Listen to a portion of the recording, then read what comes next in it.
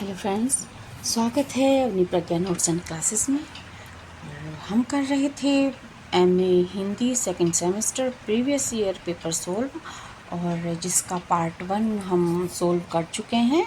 प्रश्न 1 से 50 तक हमने सोल्व कर लिए हैं, और आज हम करेंगे इसका 51 से 100 प्रश्न इसके सोल्व कर लेंगे, और आज हमारा ये पेपर कंप्लीट हो जाएगा।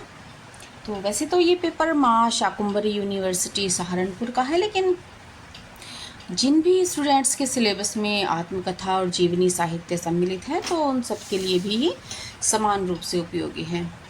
तो शुरू करते हैं। हमने इस पेज पर जो 49 और 50 प्रश्न है वो भी हमने कर लिया था। शरत चंद्र चट्टोपाध्याय किस भाषा के लेखक हैं? तो बांग्ला भाषा के। और मैं यहाँ पर बताना चाहूँगी कि देवदास और चरित्रहीन और श्रीकांत ये सब उपन्यास जो हैं वो शरत चंद्र चट्टोपाध्याय के ही हैं। ये भी हम कर चुके थे। हरिवंश राय बच्चन की आत्मकथा प्रथम खंड क्या भूलूं क्या याद करूं 1969। प्रश्न 51 है, उग्र की आत्मकथा अपनी खबर की विशेषता है। तो उग्र की जो आत्मकथा है इनका पूरा नाम है पांडे बेचन शर्मा उग्र, और आत्मकथा है इनकी अपनी खबर। और ये हिंदी साहित्य की ऐसी पहली ऐसी आत्मकथा मानी जाती है जिसमें लेखक ने बड़ी ही बेबाकी से और बिना किसी दुराव छिपाव के अपने जीवन के जो कड़वे सच हैं उनको प्रस्तुत किया है। तो यथार्थ चित्रण, नग्न यथार्थ चित्रण। नग्न यथार्थ चित्रण का अर्थ है यहाँ पर जो कड़वे सच हैं उनके लिए आया है। तो उत्तर हो जाएगा हमारा बी। जीवनी और आत्मकथा में अंतर है, परकथा और स्वयं कथा। हाँ जी, बिल्कुल, ये जो उत्तर है स्वयं कथा और परकथा, लेखक द्वारा स्वयं की कथा और दूसरे की कथा। तो इसमें लेखक द्वारा जो है परकथा जीवनी और स्वयं कथा आत्मकथा। तो उत्तर हो जाएगा हमारा ए। अगला प्रश्न है, उग्र जी ने अपनी आत्मकथा अपनी खबर किस उम्र में लिखी है? तो उग्र जी ने जो ये आत्मकथा थी अपनी खबर, वो उन्होंने 60 वर्ष की उम्र में लिखी थी। और हम इसके विषय में थोड़ा सा जान लेते हैं कि पांडे बेचन शर्मा जो हैं उग्र, इनका जन्म 1900 में हुआ था, और 1900 में इनका जन्म हुआ था। और ये जो पुस्तक है अपनी आत्मकथा, ये 1960 के आसपास लिखी गई। कब लिखी गई? 1960 के आसपास। तो उस समय उनकी आयु कितनी हो गई? 60 वर्ष। ध्यान रखेंगे। देख लेते हैं अगला प्रश्न। आवारा मसीहा में लेखक ने शरत चंद्र को किस उपाधि से संबोधित किया है? तो आवारा मसीहा विष्णु प्रभाकर द्वारा रचित है, शरत चंद्र की जीवनी है, और उसमें उन्हें एक महान कथा शिल्पी के रूप में चित्रित किया गया है। तो उत्तर हो जाएगा हमारा सी। अगला प्रश्न है, हरिवंश राय बच्चन की प्रथम पत्नी का नाम क्या था? तो हम पहले भी इस पर चर्चा कर चुके हैं। उनकी प्रथम पत्नी का नाम था श्यामा, और उनकी मृत्यु हो गई थी 1936 में लंबी बीमारी के कारण। और उनकी जो दूसरी पत्नी थी उनका नाम था तेजी बच्चन जी, जो अमिताभ बच्चन और अजिताभ बच्चन की माताजी थी। अगला प्रश्न है, उग्र जी ने किस विधा में कार्य किया था? तो उग्र जी ने जो है रामलीला मंडली में अभिनय कार्य किया था। जो उग्र जी का शुरुआती जीवन था तो उसमें वो रामलीला मंडली में अभिनय करते थे। और ये भी आप जान लीजिए कि रामलीला में जब वे अभिनय करते थे तो मुख्य रूप से वे सीता की भूमिका निभाते थे। अगला प्रश्न है, हरिवंश राय बच्चन की आत्मकथा क्या भूलूं क्या याद करूं कब प्रकाशित हुई? तो हम कई बार इस पर चर्चा कर चुके हैं। 1969, और ये उनकी 4 खंडों वाली आत्मकथा है। और इसका जो पहला भाग है, क्या भूलूं क्या याद करूं, वो 1969 में प्रकाशित हुआ था। देख लेते हैं अगला प्रश्न। जीवनी का अंग्रेजी पर्याय है। तो जीवनी का जो अंग्रेजी पर्याय है, जीवनी ऑटोबायोग्राफी आत्मकथा को कहते हैं, और बायोग्राफी जीवनी को कहते हैं। तो इसमें उत्तर हो जाएगा हमारा बी, बायोग्राफी। और ये अंग्रेजी में जो बायोग्राफी है, इसका अर्थ जीवनी है, यानी कि किसी अन्य द्वारा लिखा गया जीवन वृत्तांत, जबकि ऑटोबायोग्राफी का अर्थ आत्मकथा है, जो स्वयं द्वारा लिखा गया जीवन वृत्तांत है।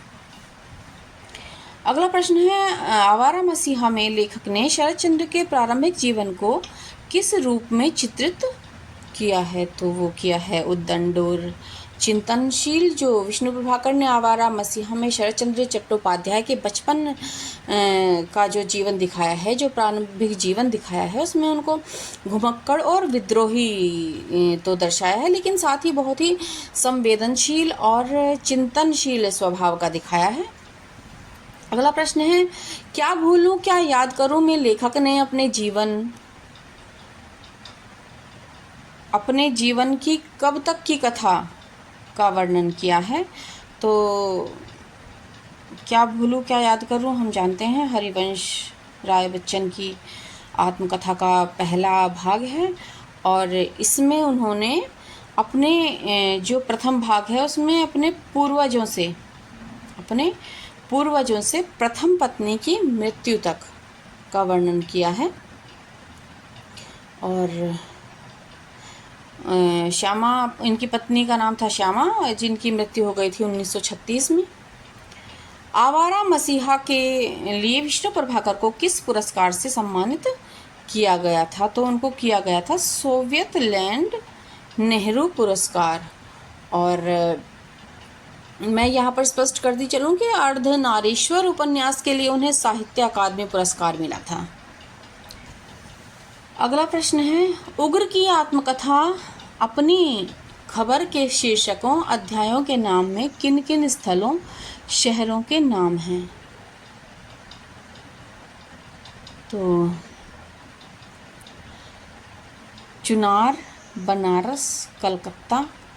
अपनी खबर जो आत्मकथा है उग्र जी की, इसके जो अध्याय हैं उसमें लेखक ने अपने जीवन के पड़ावों को स्थानों के नाम से वर्णित किया है, जिसमें कि चुनार, बनारस और कलकत्ता जैसे शहरों का उल्लेख प्रमुखता से किया है। तो उत्तर हो जाएगा हमारा डी, इनमें सभी। आत्मकथा अपनी खबर के कौन से अध्याय का नाम अपनी खबर है? तो उसके प्रथम ही जो अध्याय है उसका ही नाम है अपनी खबर। और पुस्तक का पहला अध्याय है प्रस्तावना स्वरूप या मुख्य भूमिका का हिस्सा, इसी शीर्षक से शुरू होता है। अगला प्रश्न है, हरिवंश राय बच्चन की माता का क्या नाम था?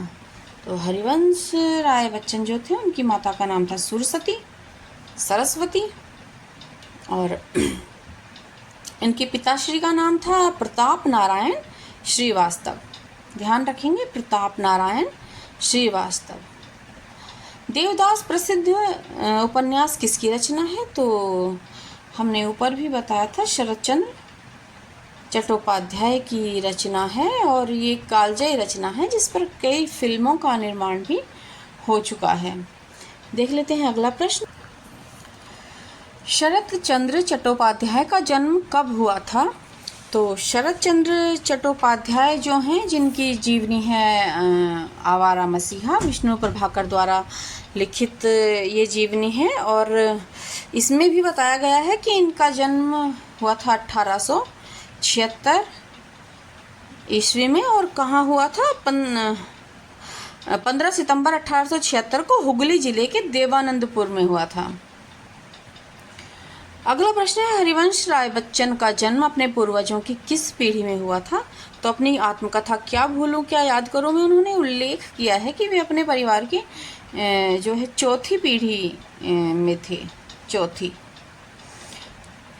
गुलाब राय का जन्म किस वर्ष हुआ था? तो बाबू गुलाब राय जो थे इनका जन्म हुआ था 1888 ईस्वी में, और इनका जन्म जो है वो 17 जनवरी को हुआ था, 17 जनवरी 1888। और कहाँ हुआ था? इटावा में, इटावा जो कि उत्तर प्रदेश में स्थित है। रामदरस मिश्र का जन्म किस जिले में हुआ था? तो रामदरस मिश्र जो हैं इनका जन्म हुआ था गोरखपुर में। गोरखपुर जिले का एक गांव है डोमरी, उस गांव में हुआ था। बेचन शर्मा उग्र ने रामलीला मंडली में किन किन पात्रों की भूमिका निभाई थी? तो कई जगह तो आया है कि सीता की भूमिका, लेकिन कहीं कहीं उल्लेख है कि सीता, लक्ष्मण और भरत इन सब की भूमिकाएं वो निभाया करते थे। तो इसमें उत्तर हो जाएगा इनमें सभी। अगला प्रश्न है, आवारा मसीहा जीवनी में कौन सा पर्व नहीं है? तो ध्यान से देखेंगे, बहुत ही इम्पोर्टेंट ये प्रश्न है। और दिशाहारा, दिशा की खोज और दिशांत, ये तीनों ही पर्व या अध्याय इनकी जीवनी में है, जबकि दिशाहीन जो है इस नाम का कोई पर्व इस जीवनी में नहीं है। तो उत्तर हो जाएगा हमारा ए, दिशाहीन। बाकी जो तीनों पर्वों के नाम हैं इनको हम अच्छे से अपने दिमाग में बिठा लेंगे, भूलेंगे नहीं, और इनसे जुड़े हुए कई प्रश्न पूछ लिए जाते हैं, तो इन्हें अच्छे से हम याद कर लेंगे। जो पहला ही पर्व है उसका नाम है दिशाहरा, फिर दिशा की खोज और फिर दिशांत। अगला प्रश्न है, सहचर है समय आत्मकथा के लेखक हैं।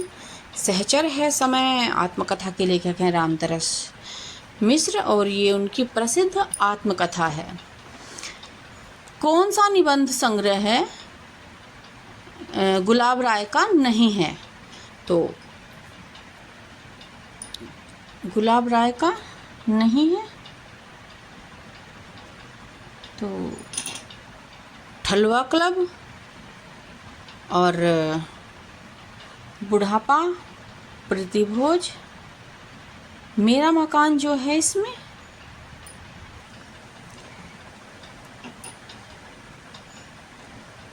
मेरा मकान जो है वो भी बाबू गुलाब राय का एक प्रसिद्ध निबंध है, लेकिन प्रश्न में निबंध संग्रह पूछा गया है, और प्राय प्रतियोगी परीक्षाओं के दृष्टिकोण से ठलवा क्लब एक संग्रह का नाम है, जबकि प्रीतिभोज और बुढ़ापा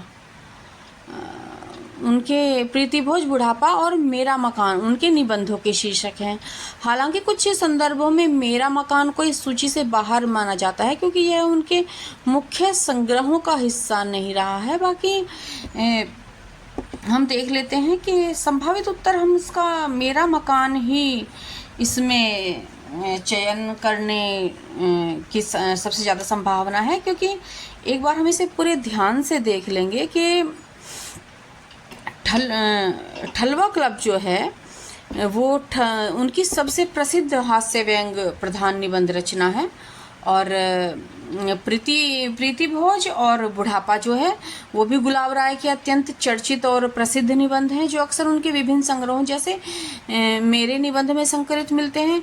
और बाकी जो ये है मेरा मकान, ये भी एक प्रसिद्ध निबंध है, लेकिन ये इनके मुख्य संग्रहों का हिस्सा नहीं रहा है। तो उत्तर हम ए का ही चयन करेंगे, मेरा मकान। हरिवंश राय बच्चन का जन्म कब हुआ था? तो उनका जन्म हुआ था 1907 में। 1907 इलाहाबाद वर्तमान प्रयागराज के पास प्रतापगढ़ जिले के एक छोटे से गांव बाबूपट्टी में इनका जन्म हुआ था। अगला प्रश्न है, हरिवंश राय बच्चन पर किसका सर्वाधिक प्रभाव है? तो इन पर जो सर्वाधिक प्रभाव रहा है वो उमर खयाम का रहा है, और विशेषकर उनकी कालजयी रचना जो है मधुशाला पर ये कवि थे उमर खयाम, जो कि एक फ़ारसी फारसी कवि थे और इनकी रुबाइयों का मधुशाला पर गहरा प्रभाव है। आपने कई बार सुना भी होगा उमर खयाम की रुबाइयाँ, तो उन्हीं उमर खयाम की रुबाइयों का मधुशाला पर गहरा प्रभाव है। और बच्चन जी ने खयाम की मस्ती और दार्शनिकता को हिंदी में हालावाद के रूप में प्रतिष्ठित किया। उन्होंने उमर खयाम की रुबाइयों का खयाम की मधुशाला नाम से अनुवाद भी किया था। तो देख लेते हैं अगला प्रश्न। कौन सी रचना हरिवंश राय बच्चन की है? तो हम ध्यान से देखेंगे कि मधुशाला, मधुबाला और मधुकलश, ये तीनों ही हरिवंश राय बच्चन की प्रसिद्ध काव्य कृतियाँ हैं और इन तीनों को हालावाद की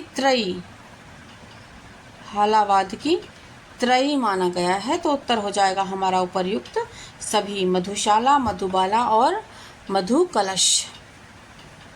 हरिवंश राय बच्चन की मृत्यु किस वर्ष हुई? तो इनकी मृत्यु हुई थी 2003 में और तिथि थी 18 जनवरी 2003 और इनका निधन जो है वो मुंबई में हुआ था।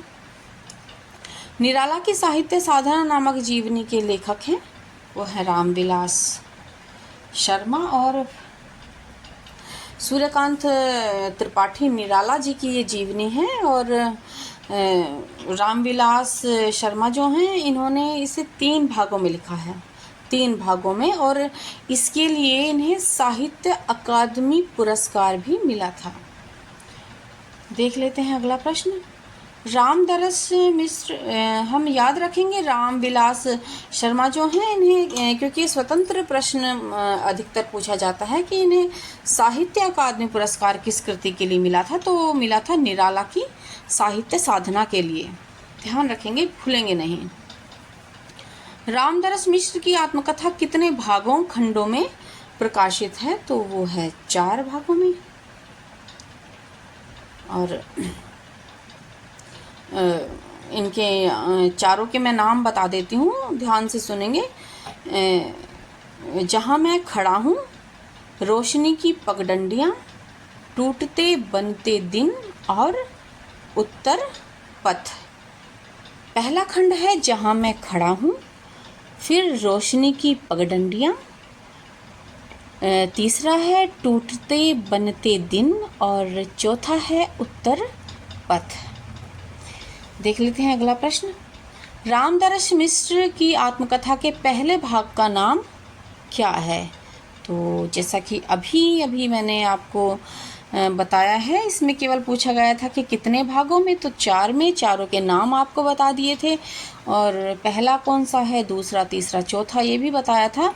तो अगर हम, इसीलिए मैं बार बार कहती हूँ कि तथ्यों को ध्यान से देखिएगा, तो ये प्रश्न बड़े आराम से हम सॉल्व कर लेंगे कि रामदरस मिश्र की आत्मकथा का जो पहला भाग है इसका नाम था जहाँ मैं खड़ा हूँ। और ये कब प्रकाशित हुआ था? ये 1984 में प्रकाशित हुआ था। रामविलास शर्मा की आत्मकथा कितने भागों में प्रकाशित है? तो ये रामदरस मिश्र हैं और ये रामविलास शर्मा हैं और इनकी आत्मकथा जो है वो 3 भागों में विभाजित है, 3 भागों में प्रकाशित हुई है। 3 भाग या 3 खंड, और जिनमें से है मुंडेर पर सूरज, देर सबेर और आपस की बातें। और बाद में इन्होंने अपनी धरती अपने लोग शीर्षक से संकलित किया गया था। इन तीनों जो भाग थे आत्मकथा के, दोबारा से सुनेंगे ध्यान से। मुंडेर पर सूरज, देर सबेर और आपस की बातें। अपनी धरती अपने लोग निम्न में से किसकी आत्मकथा है? तो वो है रामविलास शर्मा की। अपनी धरती अपने लोग, ऊपर भी अभी हमने जब इनकी आत्मकथा के विषय में चर्चा की थी तो तब हमने जाना था कि इनके जो तीनों खंड थे वो अपनी धरती अपने लोग शीर्षक से उन तीनों खंडों को संकलित किया गया था। अगला प्रश्न है, महावीर प्रसाद द्विवेदी और हिंदी नवजागरण नामक पुस्तक के लेखक कौन हैं? तो ये हैं रामविलास शर्मा। देख लेते हैं अगला प्रश्न।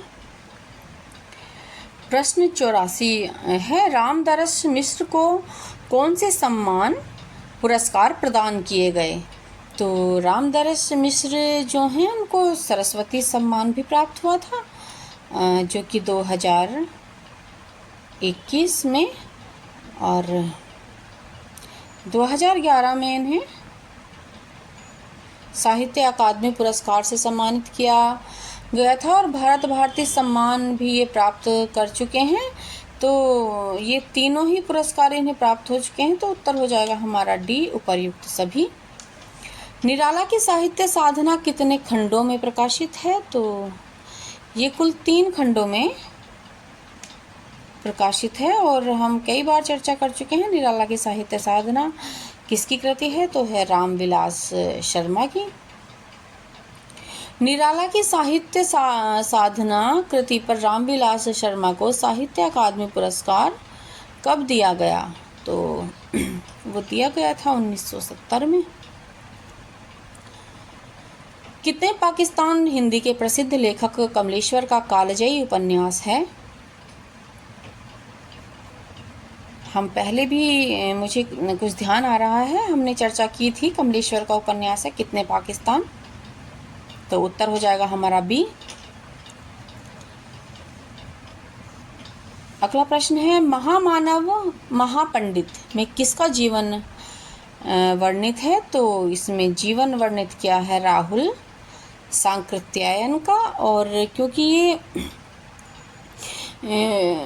पुस्तक जो है महामानव महापंडित, उसमें इनको राहुल सांकृत्यायन जी जो थे, इनको प्रकांड विद्वान थे। इनके जीवन का चित्रण है, और इसकी लेखिका जो हैं वो हैं कमला सांकृत्यायन, राहुल सांकृत्यायन। टेढ़े मेढ़े रास्ते किस विधा की रचना है? तो टेढ़े मेढ़े रास्ते जो है वो एक उपन्यास है। उत्तर हो जाएगा हमारा डी, और ये भगवती चरण वर्मा द्वारा रचित उपन्यास है टेढ़े मेढ़े रास्ते।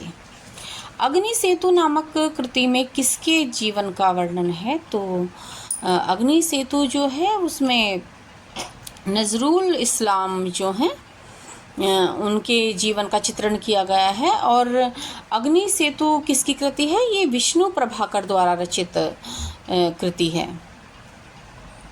प्रेमचंद घर में किसकी रचना है? तो ये शिवरानी देवी जो मुंशी प्रेमचंद की पत्नी हैं उनके द्वारा लिखी गई ये उनकी जीवनी है।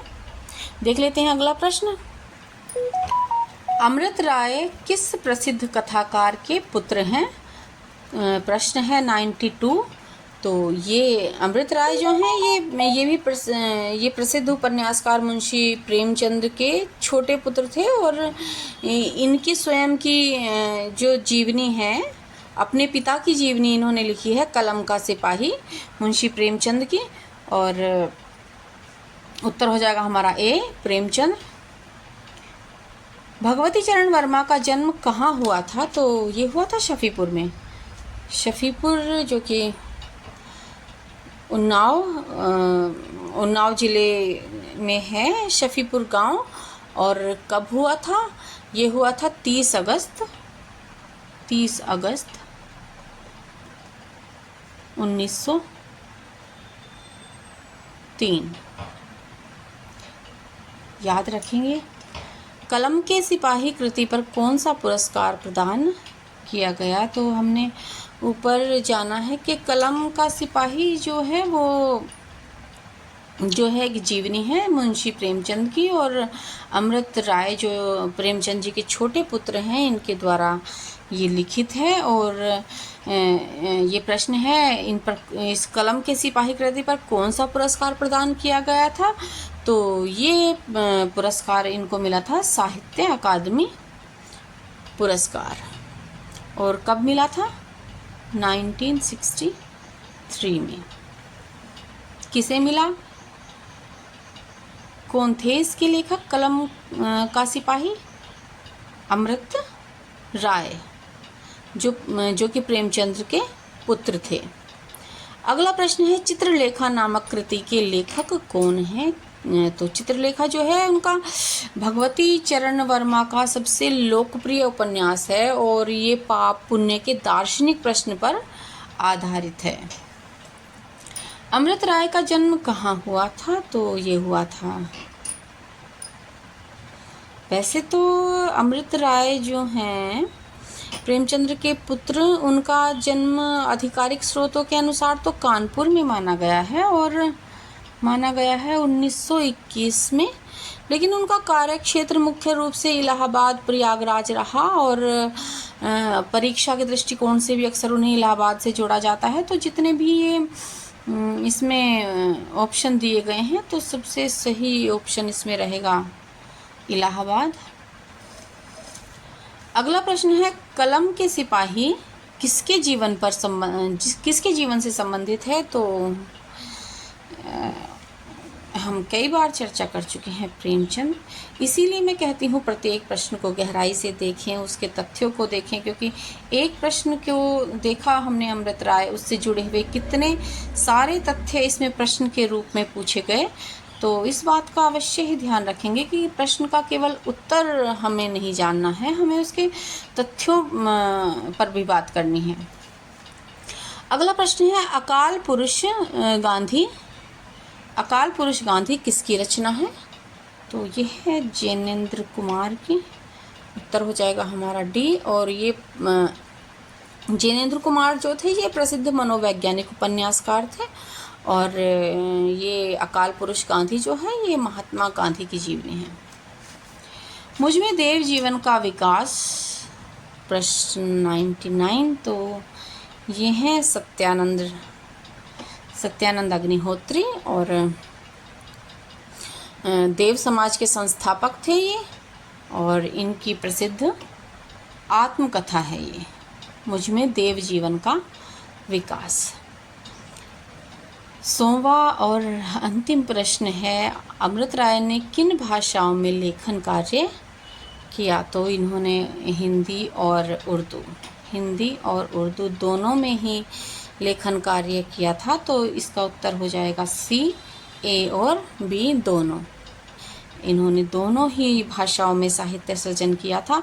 तो आपके प्रश्न हो गए हैं पूरे 100 और इसी के साथ मैंने जो आपको प्रॉमिस किया था वो भी पूरा हो गया है। मैंने आपको प्रॉमिस किया था कि मैं आपके 5 पेपर कंप्लीट करा दूंगी और यथासंभव प्रयास करूंगी कि आपकी ज़्यादा से ज़्यादा मैं हेल्प कर पाऊँ। और यदि कोई प्रश्न है तो कमेंट बॉक्स में जाकर पूछ सकते हैं। और चूँकि आपके पेपर अब कंप्लीट हो गए हैं तो अब जहाँ भी आपको कोई दिक्कत है, कोई समस्या है तो कमेंट करके बताएं कि किस प्रकार की वीडियो आप चाहते हैं, क्योंकि 3rd सेम जो है वो सब्जेक्टिव टाइप होगा और 4th सेम जो है वो फिर से ऑब्जेक्टिव टाइप होने वाला है। और सब्जेक्टिव टाइप में भी मैं अगर यदि आपके कमेंट आते हैं, आपको आवश्यकता है, तो मैं इसमें जो प्रश्नों के उत्तर दिए जाते हैं उनकी क्या स्ट्रेटजी होनी चाहिए, किस प्रकार हमें अपना उत्तर लिखना चाहिए, क्योंकि समय का बहुत ध्यान रखना होता है और इस प्रकार से सटीक प्रश्न लिखने होते हैं कि अधिक से अधिक उसमें भी अधिक से अधिक तथ्यों को ये विषय में हम लिखें और अनर्गल बातें ना लिखें। तो हमें अधिक से अधिक प्रश्न उनके प्रश्नों पर अधिक से अधिक अंक हम प्राप्त कर सकते हैं।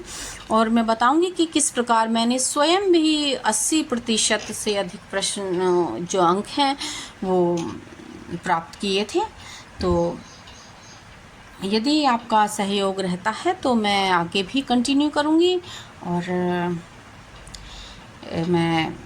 मुझे अच्छा लगता है कि अगर आपको थोड़ी सी भी इन वीडियोस से हेल्प मिलती है तो बहुत बहुत शुभकामनाएं आपके एग्ज़ाम्स के लिए। और आपके जितने भी अंक आते हैं अवश्य मुझे बताएंगे, और क्योंकि इस जर्नी में मैं आपके साथ रही हूँ। तो मिलते हैं नेक्स्ट वीडियो में और कमेंट करके बताना कि अब आगे आप किस प्रकार की वीडियो चाहते हैं। तो तैयारी करते रहिए, तब तक के लिए बाय।